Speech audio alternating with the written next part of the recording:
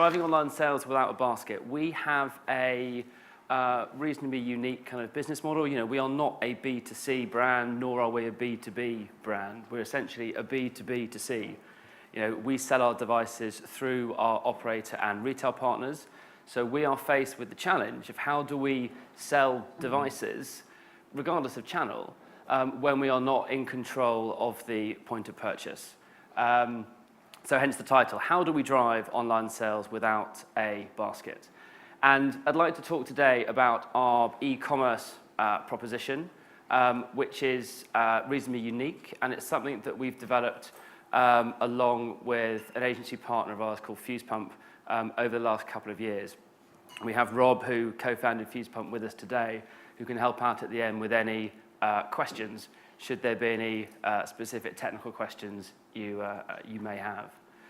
So I wanted to start the presentation with a caveat. As I'm sure you have read or seen in the press, part of our business at the moment is essentially under offer from Microsoft. And what that means at the moment is that I'm unable to give you any more sort of insight beyond what is publicly available. But also, at the moment, I'm unable to share any performance-related data. So it puts me in quite a weird position, being in an e-commerce role, not being able to share numbers. So this presentation has lots of pictures, no numbers. Kind of reminds me of my time in advertising. But it is still a very good narrative and hopefully a useful kind of story to share. So let's start off with what we're going to do. There's three very simple things I want to go through today. I've got 20 minutes, and then we'll go through some questions. So what is our referral engine, e-commerce proposition? Why do we do it? And what do people think about it? And what's been the kind of reaction from our partners, from consumers, and also internally within the business? So a bit of background. As Stephen said, we no longer sell devices direct to consumers. We used to, but that was wound down for a number of reasons. We weren't putting a significant volume through our online channel, and most importantly, we were competing with our partners. And it was also setting ourselves up for difficult pricing conversations. So our e-commerce proposition changed a couple of years ago, and we introduced what we refer to now as the referral engine. So technically, what is the referral engine? The referral engine is based on scraping technology. So every hour, we send crawlers out to scrape price information from our operators and retailers' sites.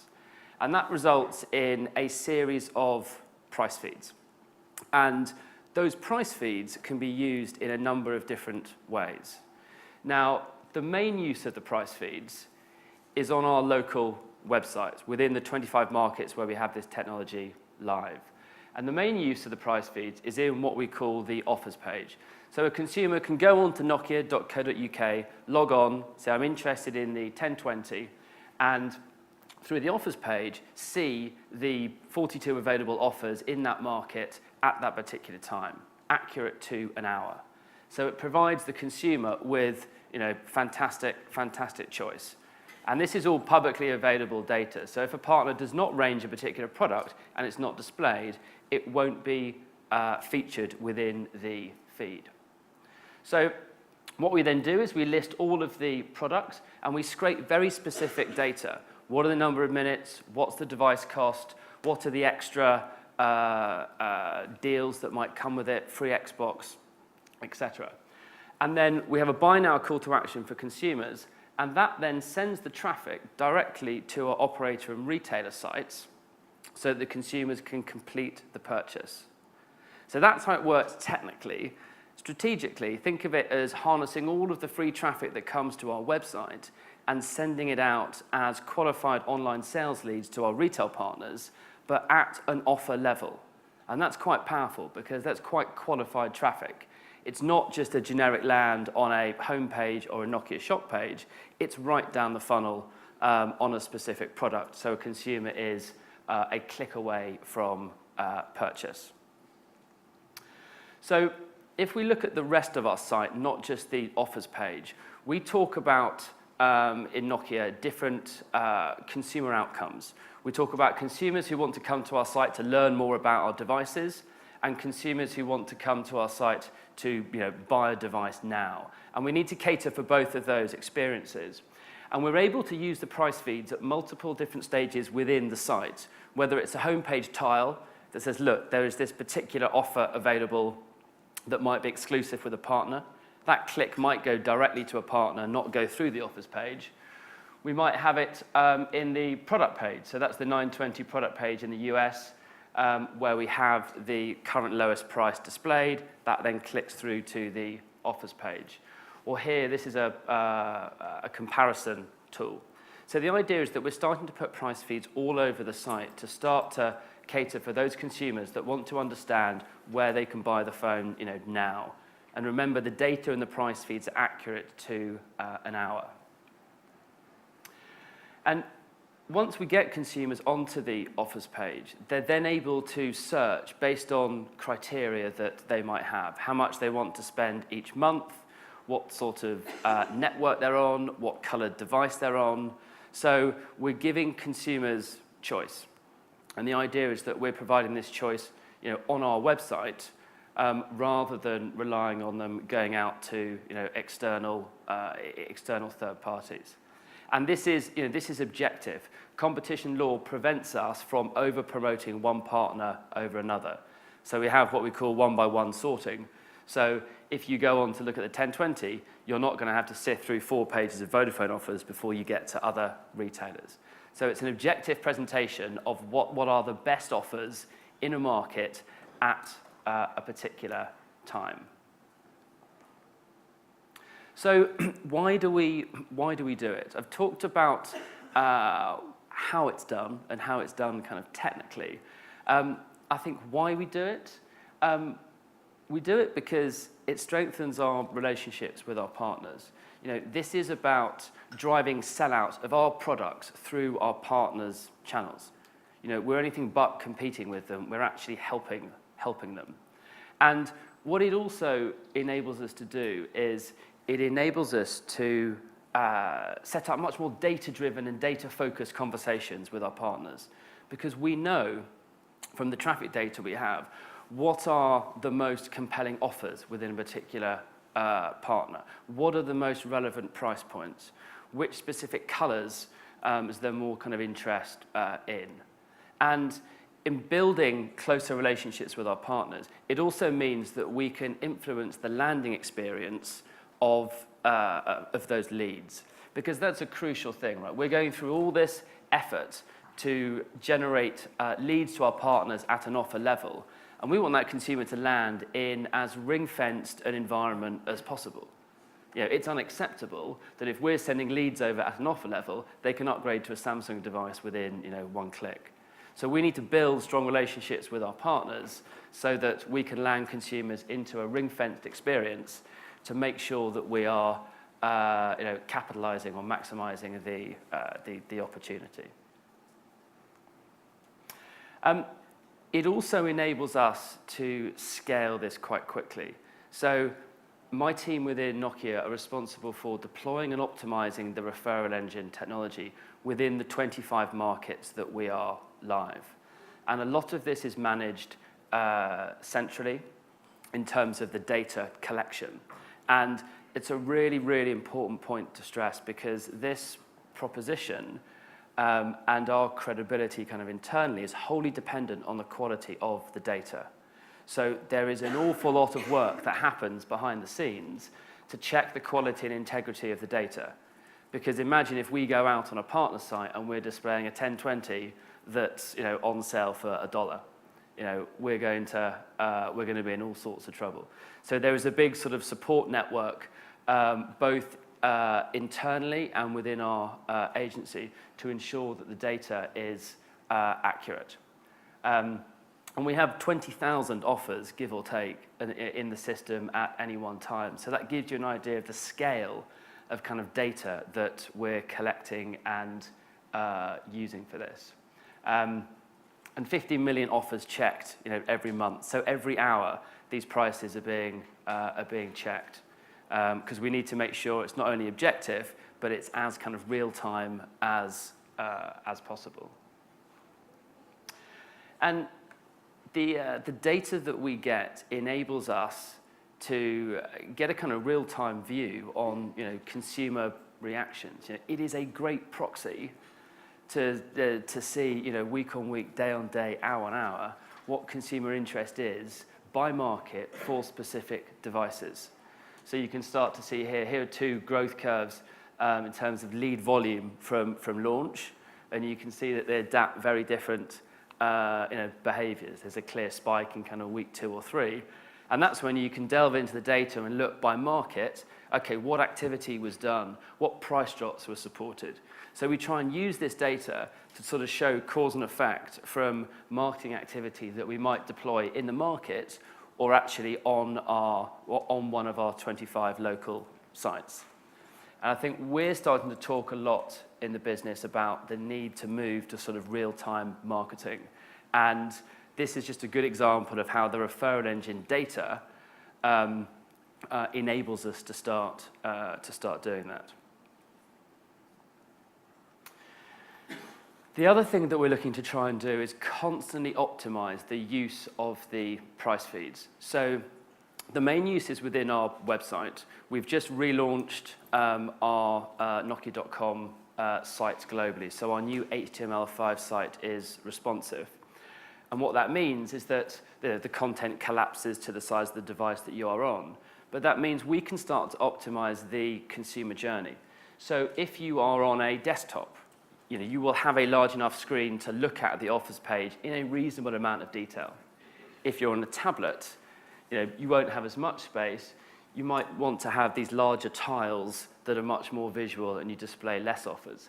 If you're on a mobile device, you'll only be able to look at an offer at a time. So it enables us to optimize the journey based on the device that you're on. And it also enables us to optimize the call to action. So if you are on a mobile device, chances are you're not going to be able to look at the details of an offer page, decide, I like offer 4, click to buy. Click to call might be a much more relevant call to action. So you actually pick up the phone, you have a conversation with someone in a call center. And this is a big opportunity for us because it means we can start to use the referral engine to actually start generating offline leads as well.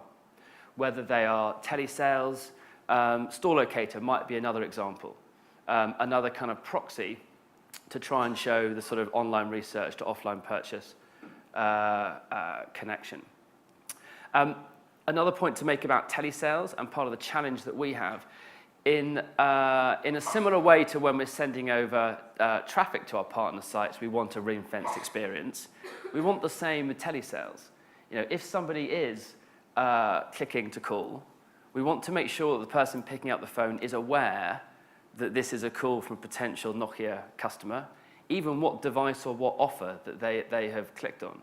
So there's an awful lot of fulfillment that needs to happen behind the scenes to make sure that the telesales staff are on the right incentive and the right sort of back-end systems are in place to connect the kind of click to the call, if you like.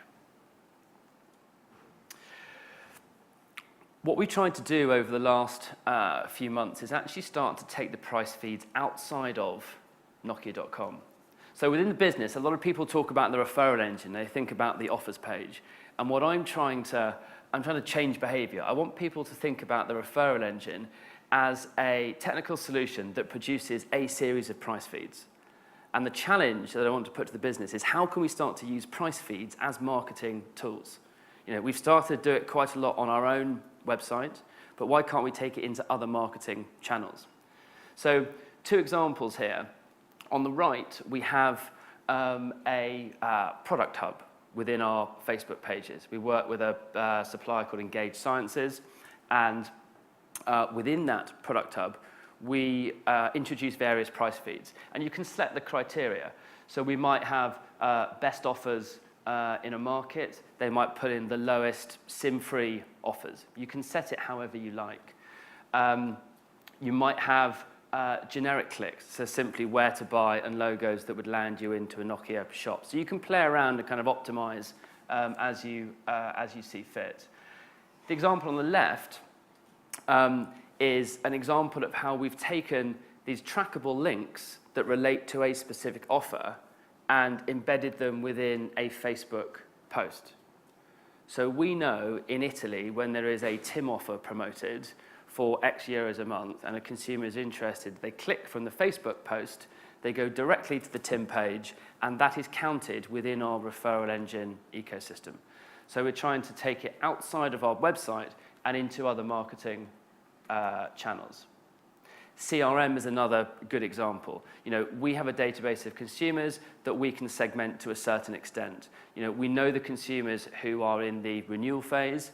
For some of them in some markets, we might even know what network or operator they're on. So you can start to offer very targeted offers that are, again, embedded into the emails, that are accurate to an hour, and that are totally trackable within our sort of referral engine ecosystem. Bought media is another good example. It is really important that we broaden our conversation beyond our website. We know that only a certain percentage of people who are shopping for a smartphone will come to a manufacturer's website. So that's where we need to offer a solution off-domain.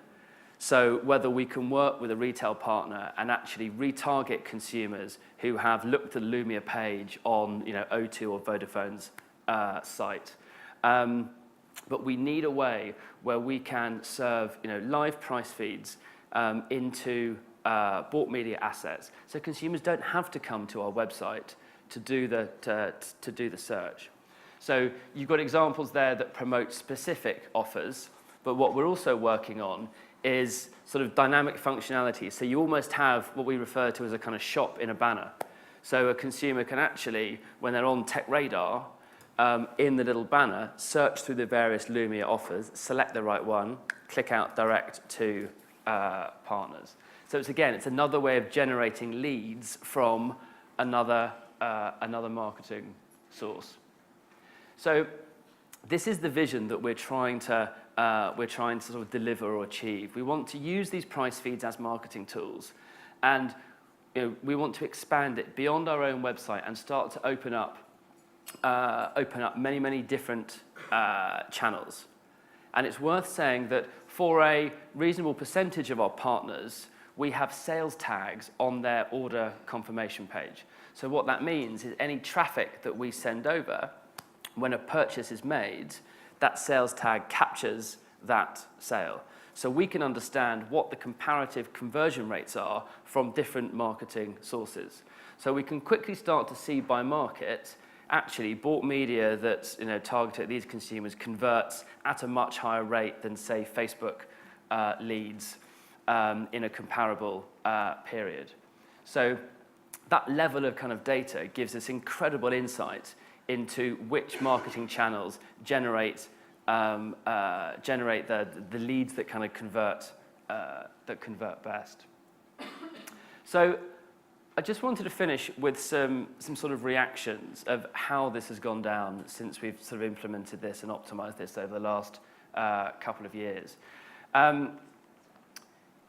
It might seem quite obvious, but partners love this because we are able to deliver very qualified traffic straight in to the bottom of the funnel. I can't go into the detail of kind of the business models. It will vary by market, but if the leads aren't monetized, they are leveraged in wider marketing conversations. But this is where I think it's quite interesting and quite unique for a B2B2C organization to be able to wrap up all of the digital traffic that we get on a daily basis and send it out to our partners. And as said earlier, it certainly helps strengthen our relationship with our retail partners. It's something that's gone down very well with consumers because it's objective and it provides choice and it's in one place. So if a consumer is coming to our website and they're interested in looking at the 1020, rather than going out and having to do an additional Google search or going to a comparison site, all of the offers are there in one place. And it's something that we are constantly optimizing.